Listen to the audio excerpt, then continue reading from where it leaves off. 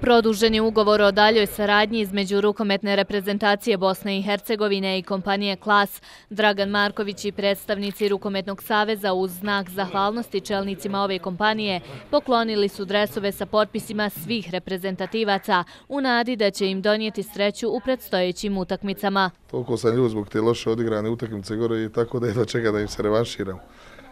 Ako Bog da malo sreće, da bolje zaigramo u odbrani, ne treba ni rezultat izostati. Ja sam ubijeđen da imamo kvaliteta, znanja, da možemo da napravimo pobjedu koja nas sigurno otvara nam onda vrata do baraže. Ova saradnja traje već dugo i svakako da je značajna za razvoj i podršku sporta, rekao je prvi čovjek kompanije Klas. Mi smo ponosni što smo sponzori rukometne reprezentacije Bosne i Hercegovine, bili smo sponzori za kvalifikacije i sam nastup naše reprezentacije u Kataru.